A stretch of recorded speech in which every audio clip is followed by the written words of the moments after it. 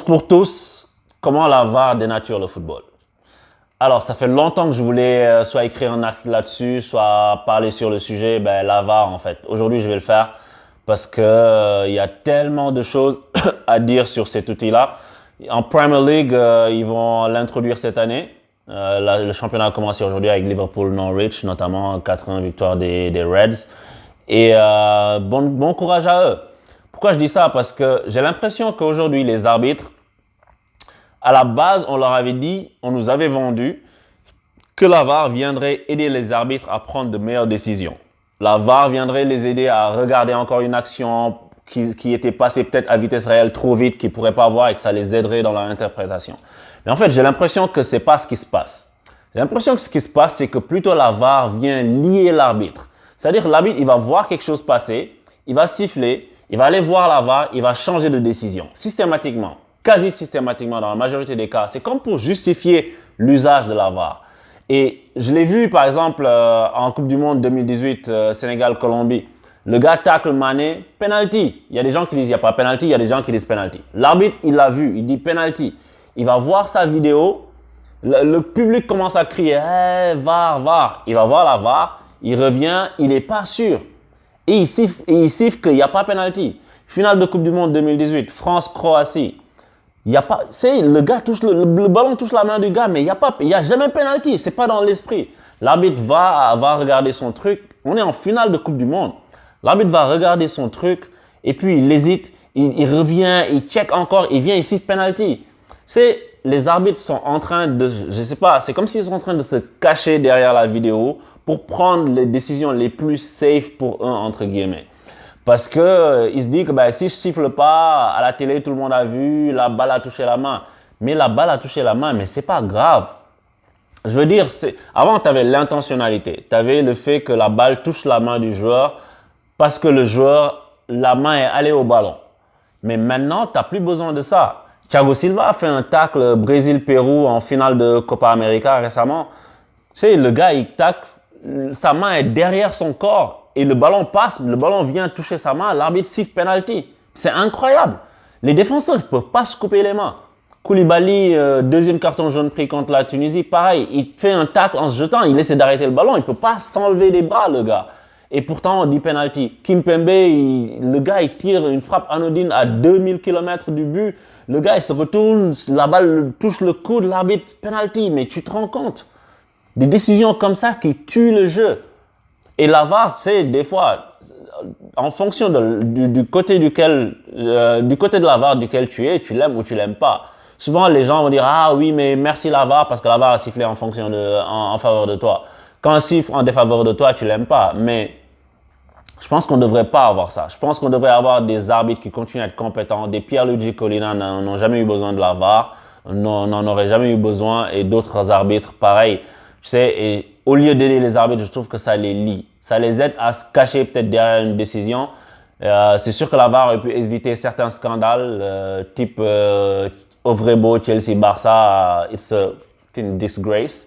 Ou bien des trucs scandaleux comme ça, quoi. Mais tu sais, je trouve que c'est utilisé à mauvais escient. La seule technologie, la seule vidéo pour laquelle moi je suis à la base, c'est la goal line, qui permet de dire est-ce que la balle a franchi ou pas la ligne de but, parce que ça c'est du factuel, tu vois. Mais tout ce qui est de l'interprétation, parce que la VAR, au lieu de donner à l'arbitre un support de plus, j'ai l'impression que ça lui permet de se défausser plutôt.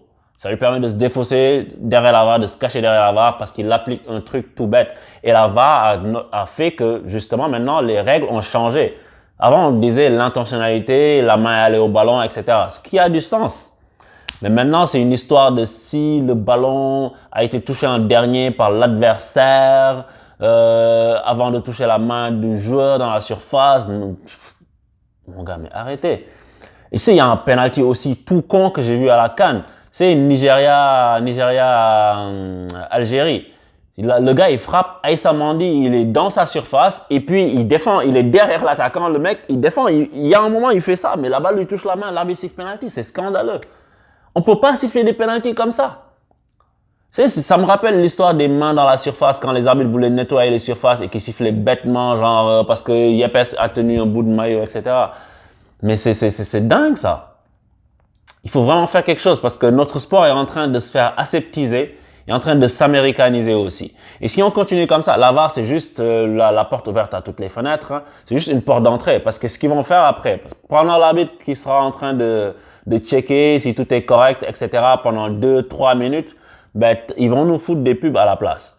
Et tu vas voir, à la 95e minute, ton équipe va être en train d'essayer d'égaliser ou bien de gagner la coupe. Et puis, ils vont te mettre à un VAR checking et puis tu vas avoir penalty sponsorisé par Coca-Cola. Qu'est-ce que tu en as à faire à la 4? Tu sais, ça te casse ton émotion, ça te casse ton délire. T'imagines le délire, tu es en train d'attendre, je sais pas, le coup de pied de ta vie, je sais pas. Et puis, les mecs te mettent une pub contre le cancer. Faut arrêter. Tu sais, à un moment donné, ça va venir. Hein. Moi, je le vois venir gros comme une maison. Ça va venir. Faut pas vous y tromper. Ils vont nous américaniser ce sport. Le football, en ce moment, il est dirigé par des gens qui n'aiment pas le football. Tu sais, qui n'aiment pas, qui sont pas des grands passionnés de football. Ça se sent. C'est des gens, ils sont là pour faire du business avec des règles qui sont de moins en moins cohérentes, je trouve, qui ont de moins en moins de sens.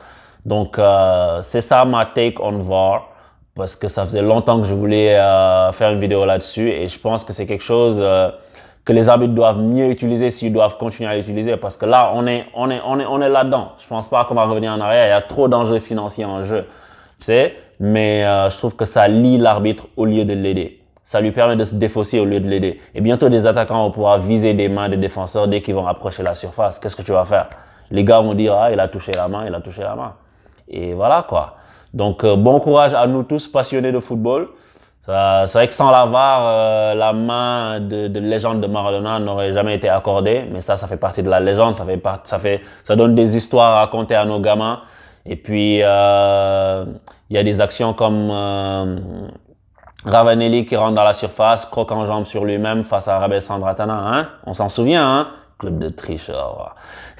Et ça fait aussi partie de la légende. On en parle encore aujourd'hui. Donc, c'est le romantisme du foot, c'est la beauté du foot. Il faut que les arbitres puissent faire des erreurs. Ils sont humains. Et quand l'arbitre fait une erreur contre toi, tu es en colère de ouf. Mais c'est comme ça, tu vois. C'est ça le football. Tu gagnes, tu perds. Mais voilà quoi. Je pense que la VAR n'est pas en train de mener le football dans une bonne direction. Opinion personnelle, encore une fois, on peut être d'accord ou pas être d'accord, on peut en débattre toujours. Et puis voilà. On se pour tous, les championnats ont repris. On se parle bientôt pour de nouvelles analyses. Allez, ciao!